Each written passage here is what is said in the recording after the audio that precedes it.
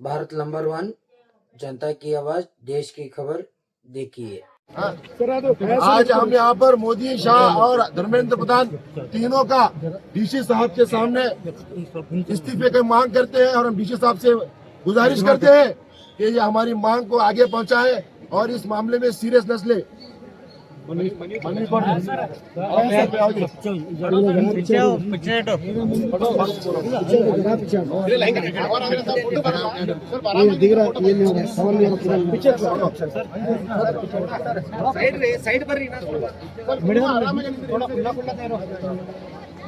Her Excellency the President of India, Rashtrapati Bhavan, New Delhi, through Honorable Deputy Commissioner, District Magistrate, Vijaypur District, Karnataka, from Vijaypur District Progressive Advocates Federation, Vijaypur, and member of Young Lawyers Wing, Vijaypur, Court Complex, Vijaypur, with regard to subject memorandum demanding the immediate resignation of Union Minister of Education, Shri Dharmendra Pradhan, on ground of repeated NEET examination paper leaks, administrative failures, irregularities in the functioning of National Testing Agency, that is NTA, and expressing solidarity with peaceful democratic movement led by Shri Sonam Wangchuk at Jantar Mantar, New Delhi.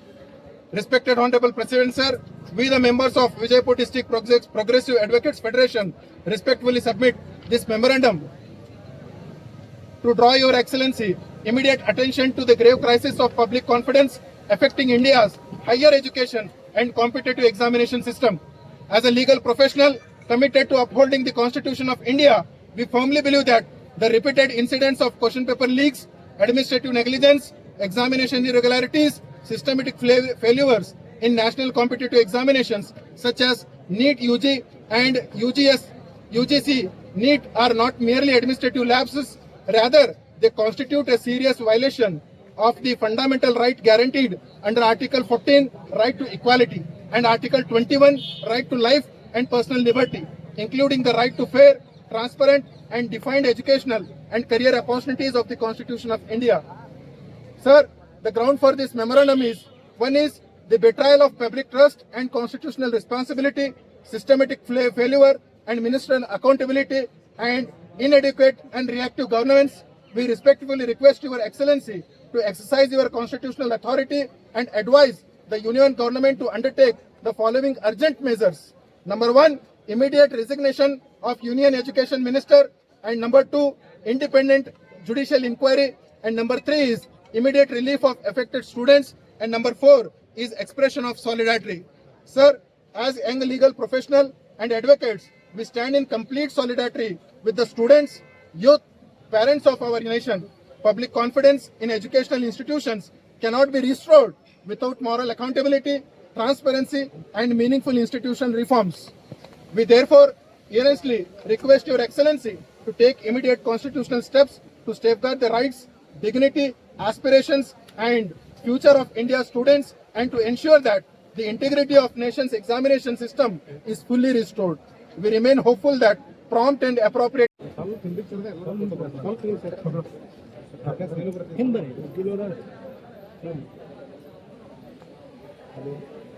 आवाज दो, आवाज दो। अगर आप एक इंसान की resignation नहीं दे सकते जिसको आपने चुना है, तो आप अगर नहीं दे सकते तो हम आपसे रिक्वेस्ट करते हैं कि आप अपनी सीट छोड़ दें, क्योंकि आपकी वजह से सिस्टम पूरा बिगड़ चुका है हमारे देश का। ना जाने कितने स्टूडेंट पे कितना कर्जा आ गया, उनके घर वालों पे कितना कर्जा आ गया, इतनी जानों को आपने मार दिया, आपको शर्म नहीं आती? मोदी जी देखिए, मैं तो आपको अच्छी भी नहीं लगा सकती। ऐसे प्राइम मिनिस्टर पे तो मुझे शर्म आती है कि मैं इस देश से ताल्लुक़ रखती हूँ कि वहाँ का प्राइम मिनिस्टर गधे से भी गिरा हुआ इंसान निकला। इससे अच्छा तो एक हम गधा बता लेते कि कम से कम वो खामोश होता और हमारे डिस्ट्रॉय होने से तो देश बच जाता। खामोशी बेहतर है कुछ गलत करने से। आज आप यहाँ पर क्या कर रहे हैं? अपनी हक की लड़ाई लड़ रहे हैं। आप जो दिल्ली में प्रोटेस्ट कर रहे हैं उन स्टूडेंट्स को समर्थन देने के लिए आप यहाँ पर प्रोटेस्ट कर रहे हैं। आपकी मांगे क्या क्या हैं? मांगे इतनी है कि एजुकेशन सिस्टम बदल जाए, हमारी जो टैक्स बढ़ रहा है उसे कम कर दिया जाए, महंगाई कम कर दी जाए, और जितने भी स्टूडेंट की डेथ हुई है और जिनके पेरेंट्स को जितने उनका नुकसान हुआ है वो कम्प्लीटली कर दिया जाए। इतना प्रोटेस्ट करने के बाद भी गवर्नमेंट कुछ भी किसी का भी नहीं सुन रही है, फिर भी ये प्रोटेस्ट चलता जा रहा है। कई महीनों से ये प्रोटेस्ट चलता जा रहा है। कहीं पर कितने लोगों पर लाठीचार्ज भी किया जा रहा है। क्या ये प्रोटेस्ट ऐसे ही चलता रहेगा या फिर कभी खत्म भी हो जाएगा? मामला चलियानबाग वाले इलाके की तरह हो गया है। देखिए, अगर जीत गए थे, सच्चाई के आखिरकार जीत होनी ही है, सच्चाई की जीत होनी है। अगर वो नहीं मानेंगे तो हम नेपाल की तरह, जिस तरह उनको मार कर निकाल दिया गया था, हम अपनी भी देश से ऐसे ही कुछ करेंगे। आपका नाम? हरीन कर बदली काली छाई है, सोने वाले जागते रहियो, चोरों की रखवाली है। आज हम हमारे एडवोकेट यूनियन की तरफ से ये जो नीट पेपर लीक हुआ था उसके लिए प्रोटेस्ट के लिए जमा है, और वो प्रोटेस्ट करने का मकसद ये है, ये सिर्फ नीट एग्जाम का लीक नहीं है, ये बच्चों का भविष्य का लीक हुआ है, बच्चों का भविष्य खत्म करने का काम हुआ है। तो एज ए मिनिस्टर हम धर्मेंद्र प्रधान से डायरेक्ट सवाल ये करते हैं कि जब तुम एक सिस्टम को सही से नहीं चला सकते, जब तुमको जो मिनिस्ट्रीशिप दिया गया है वो चीज को तुम अकाउंटेबिलिटी सही से नहीं चला सकते, तो हमारा वो सीधा साधा राइट बनता है कि तुमको हम पूछे कि तुम जब नहीं चला सकते तो तुम रिजाइन करो, तुम पहली फुर्सत से रिजाइन करो, क्योंकि तुम नाकाबिल हो सिस्टम को चलाने के लिए। सिस्टम पूरा लीक कर रहे हो, सिस्टम पूरा बर्बाद कर रहे हो, अपनी बर्बादी के साथ साथ पूरे भारत देश के बच्चों का भविष्य आप लीक कर रहे हो, पूरे भारत बच्चों का भविष्य आप खत्म करने के लिए तुले हो। तो आपसे सीधे सवाल है कि जब तक आप रिजाइन नहीं करोगे, जब तक एजुकेशनल सिस्टम और एक मर्तबा अच्छे से बिल्ड होके हमारे बच्चों का भविष्य नहीं बनेगा, तब तक हम लड़ेंगे, आखिरी दम तक लड़ेंगे। और एक मिसाल है, ये एग्जाम्पल है इंडिया के अंदर, क्योंकि हर मिनिस्ट्रीशिप के अंदर यही हो रहा है। आप चाहे रोड मिनिस्ट्री ले लो, आप चाहे मोदी के जितने भी फॉरेन टूर ले लो, फॉरेन टूर इसलिए करते हैं कि वहां से हम कुछ न कुछ लेकर के आएंगे। क्या लेकर के आएंगे? इन्वेस्टमेंट लेकर के आएंगे। 2,000 to 3,000 crores have been spent from the pocket of money which is belonging to the people of India, and in every tour he has spent around some 1,000 crore, 800 crore, 600 crore. I directly asked to Prime Minister Modi ji, how much investment you have been brought from the foreign to India? कितना आप investment बाहर देश से India के लिए लेकर आए हैं? अरे नौबत तो यह है, तुम्हारी अडानी और अंबानी ने दूसरे देशों में जाकर के इन्वेस्टमेंट किया है। ये अकाउंटेबिलिटी भी हम आने वाले समय के अंदर पूछेंगे। रोड मिनिस्टर को जो इथेनॉल का जो इतना बड़ा करप्शन कर रहा है, जो अपने बच्चे के, जो अपने बेटे के इन्वेस्टमेंट के अंदर, जो अपने बेटे के कैपिटल इन्वेस्टमेंट में और उसके जितने भी प्रॉफिट्स है वो बढ़ाने के लिए जो कुछ भी तुम कर रहे हो, वो इथेनॉल का 20% का सवाल हम आपसे पूछेंगे। चाहे हेल्थ मिनिस्टर हो, HRD मिनिस्टर हो, चाहे जो कोई भी हो, आने वाले दिनों के अंदर पल पल की जो भी तुमने कारनामे किए हैं, तुमने जो ED का लगाया है, CBI का लगाया है, हम डरने वाले नहीं। चाहे जो करना है कर लो, बट हम सवाल उठाएंगे, सवाल पूछेंगे, क्योंकि बाबा साहब अम्बेडकर ने कॉन्स्टिट्यूशन के जरिए हमको वो राइट दिया है। उसी राइट के बदौलत हम आज खड़े हैं और मांगेंगे कि जब तक तुम इस्तीफा नहीं दोगे तब तक हम छोड़ने वाले नहीं, जब तक हम छोड़ने वाले नहीं। इसलिए हर एक बोलो कि धर्मेंद्र प्रधान तुमको रिजाइन करना होगा, धर्मेंद्र प्रधान तुमको रिजाइन करना होगा, बच्चों का भविष्य उज्जवल हमको बनाना होगा। धर्मेंद्र प्रधान तुम रिजाइन करो, तुम रिजाइन करो, तुम रिजाइन करो।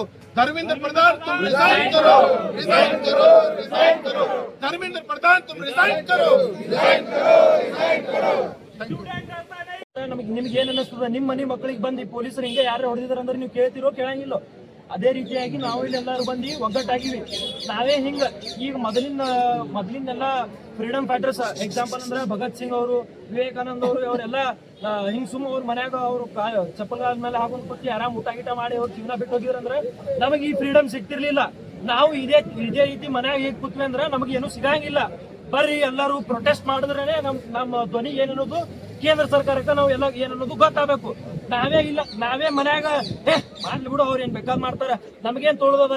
ನೀವು ಪೇರೆಂಟ್ಸ್, ಎಸ್ಪೆಷಲಿ ಪೇರೆಂಟ್ಸ್, ನೀವು ನಿಮ್ ಮಕ್ಳಿಗೆ ಕಳಿಸ್ಬೇಕು. ಹೋಗು, ನಿನ್ ಧ್ವನಿ ನೀ ಎತ್ತಲಿಲ್ಲ ಅಂದ್ರೆ ನಿನಗೆ ಎಲ್ಲರೂ ನಾಳೆ ತುಳಿತಾರ. ನೋಡ್ರಿ, ಈ 5 ಬಟ್ಟೆಗಳು ಯಾವತ್ತು ಹಿಂಗ ಈ ಬಟ್ಲೆ ನೀವು ಹೊಡಿತೀವಿ ಅಂದ್ರೆ ಆಗಂಗಿಲ್ಲ, ಈ ಮುಷ್ಟಿ ಮಾಡೇ ಹೊಡಿಬೇಕು.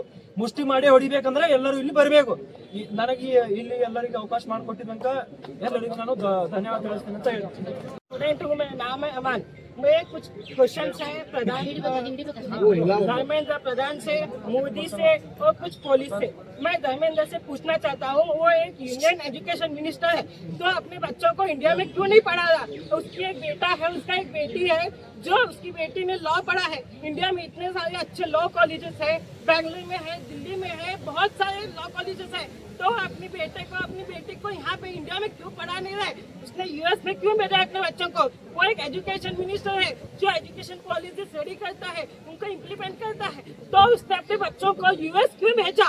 मैंने ऑनलाइन पढ़ा है, उसके बेटी ने LLB किया है, LLM किया है, यूएस से किया है। क्यों इंडिया में इतने कॉलेजेस नहीं है क्या? वो खुद एजुकेशन मिनिस्टर है, तो उसने अपने बच्चों को यूएस क्यों भेजा? मुझे उसका जवाब चाहिए। फिर उसने अपने बच्चों को, उसने अपने बेटे को पढ़ाने के लिए यूएस भेजा, बैचलर्स करने के लिए। क्यों इंडिया में बैचलर्स अवेलेबल नहीं है? क्यों यहाँ पे इतने अच्छी सारी यूनिवर्सिटीज है, प्राइवेट हो गवर्नमेंट हो, तो उसने अपने बच्चों को यूएस क्यों भेजा? तो मेरा ये उससे सवाल है। और एक मोदी से क्वेश्चन करना चाहता हूँ कि जब स्टूडेंट पार्लियामेंट की तरफ बढ़ रहे थे, तो उसने इतनी टाइट सिक्योरिटी की, डबल से ट्रिपल टाइट सिक्योरिटी की। तो ये सिक्योरिटी जब कहाँ गई थी नीट एग्जाम के वक्त?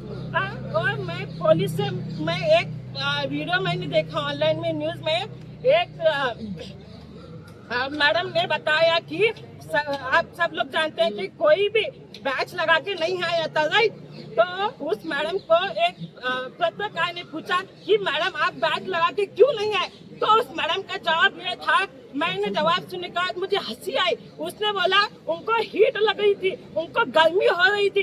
तो मैं उस मैडम से ये सवाल करना चाहता हूँ कि उसने ड्रेस पहना था, अपने प्रोटेक्शन के लिए उसने प्रोटेक्शन कवर पहना था, हाथ में ये स्टिक लिया था, तो जब उसको गर्मी नहीं हुई, क्या इतने से छोटे से बैच में हीटर लगा हुआ था क्या? तो मेरा ये सवाल है उस मैडम के लिए। इतने शान से वो बोल रही थी कि उस बैच में हीटर लगा हुआ था। अरे भाई, कितने लोगों को, हजारों की जनता थी वहाँ पे, हजारों से पुलिस थे, तो कितने लोगों को हीट लगी हुई थी? मैं ये पूछना चाहता हूँ उस मैडम से। और उसमें कुछ IPS ऑफिसर्स थे और कुछ उसमें IPS ऑफिसर्स भी थे जिन्होंने बच्चों पे लाठीचार्ज की, बेरहमों की तरह मारा। मैं उन IPS ऑफिसर्स से पूछना चाहता हूँ कि उन्होंने भी UPSC की तैयारी करके मुश्किल से IPS ऑफिसर, IAS ऑफिसर जो भी है बन के आए हैं, तो वो स्टूडेंट्स का दर्द समझते हैं कि कितने अटेम्प्ट्स लगते हैं बच्चों को, कितना स्टडी करना पड़ता है, कितने घंटे पढ़ना पड़ता है। तो वो जब बच्चों को मार रहे थे तो उनको लगाने कि हमने भी एक एग्जाम देकर आए हैं, हमें भी उनका दर्द समझना है, हमें भी ये करना है।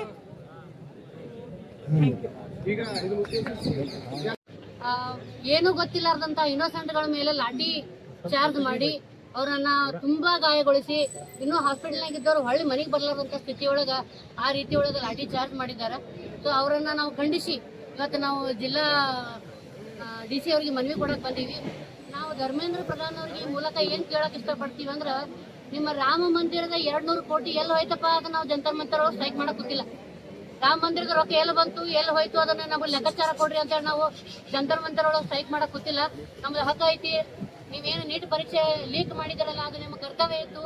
ಅದನ್ನ ಸಹಕಾರವಾಗಿ ನೀವು ನೀಟ್ ಪರೀಕ್ಷೆನ ಕಾರ್ಯಗತವಾಗಿ ರೂಪಿಸ್ಕೊಳ್ಬೇಕಾಗಿತ್ತು, ಅದನ್ನ ರೂಪಿಸ್ಕೊಂಡಿಲ್ಲ. ಇದೇ ಫಸ್ಟ್ ಅಲ್ಲ ನೀಟ್ ಪರೀಕ್ಷೆ ಲೀಕ್ ಆಗತ್ತಿದ್ದು. ಕ್ರಮೇಣವಾಗಿ ಮತ್ತೆ 15-16 ಸತಿ ಈ ತರ ನೀಟ್ ಪರೀಕ್ಷೆ ಲೀಕ್ ಆಗ್ತಾ ಇದೆ. ಅದಕ್ಕೋಸ್ಕರ ಅಲ್ಲಿ ಏನು ಜಂತರ್ ಮಂತರದಲ್ಲಿ ಸ್ಟ್ರೈಕ್ ಕೂತಿದ್ದಾರಲ್ಲ, ನಾವು ಅದಕ್ಕೋಸ್ಕರ ಇಲ್ಲಿ ನಾವು ಇವತ್ತು ಜಿಲ್ಲಾಧಿಕಾರಿಗಳಿಗೆ ಮನವಿ ಕೊಡಕ್ ಬಂದಿವಿ.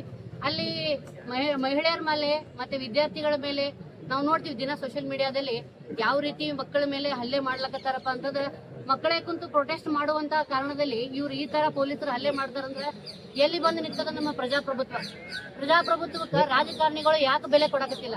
ಅದೇ ಪ್ರಜಾಪ್ರಭುತ್ವದಿಂದ ಆ ಸೀಟಿಗೆ ಅವ್ರು ಬಂದಿರ್ತಾರಂದ್ರೆ ಪ್ರಜಾಪ್ರಭುತ್ವಕ್ಕೆ ಯಾಕೆ ಬೆಲೆ ಇಲ್ಲ? ನೀವು ಎಲೆಕ್ಷನ್ ಬಂದಾಗ ನಾವು ನಿಮ್ಮನ್ನ ಏನದ ನಿಮ್ಮದು ನಿಮ್ದು ಏನದ ನಾವು ಅದನ್ನ ಮಾಡ್ಕೊಡ್ತೀವಿ, ನಿಮ್ ಕೆಲಸ ನಾವು ಮಾಡ್ಕೊಡ್ತೀವಿ, ಯಾವುದೇ ತೊಂದರೆಗಳು ಇಲ್ಲಾರ್ದಂಗ ನಿಮ್ಗೆ ನಾವು ಮಾಡ್ಕೊಡ್ತೀವಿ ಅಂತ ಹೇಳಿ ನೀವು ಅಲ್ಲಿ ಮ್ಯಾಗ ನಿಮ್ಮ ಸೀಟ್ ಮೇಲೆ ಕುಂದಿರ್ತೀರಿ. ನಾವು ಅಲ್ಲಿ ಸದನಕ್ಕೆ ಬರ್ತೀವಿ, ನಿಮ್ ಸದನಕ್ಕೆ ಬರ್ತೀವಿ ಅಂದಾಗ ಹಿಂದಿನ ಭಾಗಲ್ಲೇ ಓಡ್ ಹೋಗ್ತೀರಿ ಅಂದ ಬಳಕ ನಿಮ್ಮದು ಯಾವ ಲೆಕ್ಕಕ್ಕೆ ಐತಿ? ಯಾವ ಲೆಕ್ಕಕ್ಕೆ ನೀವು ಎಜುಕೇಶನ್ ಮಿನಿಸ್ಟರ್ ಅದೀರಿ? ನಿಮ್ಮ ಮನೆಯಲ್ಲಿ ನಿಮ್ಮ ಮಕ್ಕಳು ನೀಟ್ ಪರೀಕ್ಷೆ ಕೊಡಂಗಿಲ್ಲ, ಯಾಕಂದ್ರೆ ನೀವು ಗಳಿಸಿಟ್ಟಿರ್ತೀರಿ. ಅವ್ರಿಗೆ ನೀಟ್ ಪರೀಕ್ಷೆ ಕೊಡೋ ಅವಶ್ಯಕತೆ ಅವ್ರಿಗೆ ಇರಂಗಿಲ್ಲ. ಈ ಬಡವ್ರ ಮಕ್ಕಳು ನೀಟ್ ಪರೀಕ್ಷೆ ಕೊಟ್ಟಿರ್ತಾರ, ಅವ್ರಿಗೇನೆ ಬೇಕಾಗಿರ್ತದೆ ಸೀಟ್. ನೀಟ್ ಪರೀಕ್ಷೆ ಅಡಿಯಲ್ಲಿ ಅವ್ರಿಗೇನೆ ನಾವು ವೈದ್ಯಕೀಯ ಸೀಟ್ ಬೇಕಾಗಿರ್ತದೆ, ಇನ್ನು ಉಳಿದ ಸೀಟ್ ಬೇಕಾಗಿರ್ತದೆ. ಅದರಲ್ಲೇ ನಾವು ಬೆಂಬಲ ಕೊಡ್ಕೊಂಡು ನಾವು ಮಾಡ್ಬೇಕನ್ನೋ ಸಂದರ್ಭದಾಗ ನೀವು ನೀಟ್ ಪರೀಕ್ಷೆಯನ್ನು ಕೂಡ ಲೀಕ್ ಮಾಡಿ, ಆ ನೀಟ್ ಪರೀಕ್ಷೆ ಲೀಕ್ ಮಾಡಿದ ಕಾರಣಕ್ಕಾಗಿನೂ ನಾವು ನಮ್ಮ ಹಕ್ಕನ್ನು ನಾವು ಪಡ್ಕೊಳ್ಬೇಕಂತೇಳಿ ನಾವು ಸುಮಾರು 22 ನಾವು ಸ್ಟ್ರೈಕ್ ಮಾಡತ್ತೀವಿ ಅಂತಂದ್ರೆ ಅದಕ್ಕೆ ಬೆಲೆ ಇಲ್ಲ ಅಂತ ಹೇಳಿ ಅಂದ ಬಳಕ ನಿಮ್ಮಂತ ಕೇಂದ್ರ ಸರ್ಕಾರ ಇದ್ರು ಅಷ್ಟೇ, ಹೋದ್ರು ಅಷ್ಟೇ ಅದ. ನೀವು ಈಗೇನು ನಾವು ಧರ್ಮೇಂದ್ರ ಪ್ರಧಾನ್ ಅವರಿಗೆ 20 ದಿನಗಳವರೆಗೆ ಅವರು ಅವಧಿಯನ್ನ ಕೊಟ್ಟಿದ್ರು, ನೀವು ಅದನ್ನ ರಿಸೈನ್ ಮಾಡ್ರಿ ಅಂತೇಳಿ. ಧರ್ಮೇಂದ್ರ ಪ್ರಧಾನ್ ಅವರು 20 ದಿನ ಆಗಿ 22, 23 ದಿನ ಹೊಂಟದ, ಅವ್ರು ಇನ್ನಾದರೂ ರಿಸೈನ್ ಮಾಡೋ ಅವಕಾಶನೇ ಕಾಣ್ತಾ ಇಲ್ಲ. ಈ ಮೂಲಕ ನಾವೇನ್ ಹೇಳಕತ್ತೀವಪ್ಪ ಅಂತಂದ್ರೆ, ಈಗ ನಾವು ಯಾವ ನಿಟ್ಟಿಗೆ ಬಂದಿದ್ದೀವಿ ಅಂದ್ರೆ ನರೇಂದ್ರ ಮೋದಿ, ಮಾನ್ಯ ಪ್ರಧಾನ ಮಂತ್ರಿ ನರೇಂದ್ರ ಮೋದಿ ಅವರೇ ರಿಸೈನ್ ಮಾಡ್ಬೇಕನ್ನೋ ಕಾರಣಕ್ಕೆ ಬಂದಿರ್ತೀವಿ. ಈಗ ಮೊನ್ನೆ 4 ದಿನದ ಹಿಂದ್ಗಡೆನೆ ನಾವು ನೋಡಿದ್ವಿ, DVP ಅವರು ಒಂದು ಕಾರ್ಯಕ್ರಮ ಮಾಡಿದ್ರು ಇದೇ ಜಂತರ್ ಮಂತರ್ ಕುರಿತು. ಒಂದು ಹುಡುಗಿ ಬಹಳ ಚೆನ್ನಾಗಿ ಮಾತಾಡಲಿಕ್ಕೆ ವಂಶಕೋರ್ಗಿ ನಾವು ಅರ್ಬಿ ಹಾಕೊಂಡು ತಗೊಂಡು ಹೋದ್ರು, ಅವ್ರು ಅಂತದ್ ಏನ್ ಮಾಡಿದ್ರು, ಒಂದು ಹೆಣ ತಗೊಂಡು ಹೋದಂಗ್ ತಗೊಂಡು ಹೋದ್ರು. ಈ ರೀತಿ ಮಾಡ್ಬಾರ್ದು ಅಂತ ಹೇಳಿ ಅವ್ರು ಮಾತಾಡಿದ್ದು ಸೋಷಿಯಲ್ ಮೀಡಿಯಾದಾಗ ಹರಿದಾಡುವಂತ ಸಂದರ್ಭದಲ್ಲಿ ಸೋಷಿಯಲ್ ಮೀಡಿಯಾದಾಗ ನಾವು ಕಮೆಂಟ್ ನೋಡಿದಾಗ ನಮಗೆ ಹೆಸಿಗೆ ಬರ್ತದ, ನಾಚಿಗೆ ಬರ್ತದ. ನೀವ್ ಯಾವ ಪಕ್ಷದವ್ರು ಯಾಕೆ ಇರಲ್ಲಕ್ರಿ? ಓದ್ಬೇಕು ಹೆಣ್ಮಗಳು ಒಂದು ವಿಷಯದ ಕುರಿತು ಮಾತಾಡ್ಲಕತ್ತಾಳಂದ್ರ ಆ ವಿಷಯ ಎಷ್ಟು ಕಾರಣ ಆಗ್ಯದ, ಎಷ್ಟು ದೇಶದಲ್ಲಿ ಚರ್ಚೆ ಆಗ್ಯದ, ಗಂಭೀರ ಆಗ್ಯದ ಅಂತ ಅನ್ನುವಂಥದ್ದು ನಾವು ಜನಸಾಮಾನ್ಯರು ನಾಗರಿಕರು ಅದನ್ನ ವಿಚಾರ ಮಾಡ್ಬೇಕು. ಅದನ್ನ ಬಿಟ್ಟು ನೀ ಮನೆಗೆ ಹೋಗ್ಕೊಂಡ್ರು ನಿನಗ ಕಾಂಗ್ರೆಸ್ ಕದಿ, ನೀ ಬಿಜೆಪಿ ಕದಿ, ನೀ ಬಕೆಟ್ ಹಿಡಿಯಕದಿ, ಇಂಥವೆಲ್ಲ ಮಾತಾಡಿದ್ರೆ ಯಾ ಹೆಣ್ಮಕ್ಳು ಯಾ ನಾಗರಿಕರು ಮುಂದೆ ಬಂದು ಪ್ರಶ್ನೆ ಮಾಡ್ತಾರೆ? ನಾವು ಪ್ರಶ್ನೆ ಮಾಡ್ಲಿಲ್ಲ ಅಂದ್ರೆ ನಾವು ಹಕ್ಕಿ ಯಾವ ಸಿಗ್ತದ ನಮಗ? ಅದಕ್ಕೋಸ್ಕರ ಇವತ್ತು ನಾವು ಎಲ್ಲಾ ನ್ಯಾಯವಾದಿಗಳು, ಬಿಜಾಪುರ ನ್ಯಾಯವಾದಿಗಳು, ಪ್ರಗತಿಪರ ಸಂಘದ ನ್ಯಾಯವಾದಿಗಳು ಎಲ್ಲರೂ ಸೇರಿ ಮಾನ್ಯ ಜಿಲ್ಲಾಧಿಕಾರಿಗಳಿಗೆ ಈ ಮೂಲಕ ನಾವು ಖಂಡನೆಯನ್ನು ವ್ಯಕ್ತಪಡಿಸ್ತೀವಿ ಮತ್ತು ನಮ್ಮ ಮನವಿಯನ್ನು ಕೂಡ ನಾವು ಸಲ್ಲಿಸ್ತಾ ಇದ್ದೀವಿ. ದೇಶ ಅವಸಾನದ ಅಂಚಿನಂತ ನಡೀತಾ ಇದೆ. ಹಾಗಾಗಿ ನಮ್ಮೆಲ್ಲ ವಿದ್ಯಾರ್ಥಿ ಯುವಜನರಿಗೆ ಒಳ್ಳೆಯ ಶಿಕ್ಷಣವನ್ನ ಕೊಡ್ತಾ ಇಲ್ಲ, ಉದ್ಯೋಗವನ್ನ ಕೊಡ್ತಾ ಇಲ್ಲ. ಉದ್ಯೋಗ ಕೊಡ್ರಿ, ನಮಗೆ ಕೆಲಸ ಕೊಡ್ರಿ ಅಂತ ಹೇಳಿ ಕೇಳಕ್ ಹೋದ್ರೆ ವಿದ್ಯಾರ್ಥಿಗಳಿಗೆ ಅವರು ಲಾಠಿ ಚಾರ್ಜ್ ಮಾಡಿದ್ದಾರೆ, ಕೊಲೆಯನ್ನು ಮಾಡಿದ್ದಾರೆ. ಪೇಪರ್ ಲೀಕ್ ಅನ್ನ ಮಾಡಿ 22 ಜಗತ್ತಿನ ಘನಪಂಡಿತ, ವಿಶ್ವರತ್ನ, ಭಾರತ ರತ್ನ, ಸಂವಿಧಾನ ಶಿಲ್ಪಿ ಡಾಕ್ಟರ್ ಬಾಬಾ ಸಾಹೇಬ್ ಅಂಬೇಡ್ಕರ್ನ ಈ ವೇದಿಕೆ ಮೂಲಕ ನೆನೆಸ್ಕೊಳ್ತಾ, ಇವತ್ತು ಏನು ಜಂತರ್ ಮಂತರ್ನಲ್ಲಿ ವಿದ್ಯಾರ್ಥಿಗಳು ಏನು ಹೋರಾಟ ಮಾಡ್ತಿದ್ರಲ್ಲ, ಅದಕ್ಕೆ ವಿರೋಧಿಸಿ ಪೊಲೀಸರು ಏನು ಲಾಠಿ ಚಾರ್ಜ್, ದಿಲ್ಲಿ ಪೊಲೀಸರು ಏನು ಲಾಠಿ ಚಾರ್ಜ್ ಮಾಡಿದ್ರಲ್ಲ, ಅದನ್ನ ಇಲ್ಲಿ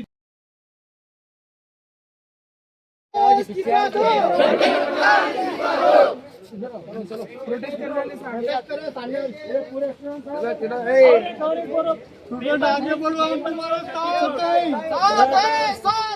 स्टूडेंट तुम आगे बढ़ो, हम तुम्हारे साथ हैं। दिल्ली के स्टूडेंट आप आगे बढ़ो, हम साथ हैं। दिल्ली के स्टूडेंट आगे बढ़ो, आगे बढ़ो।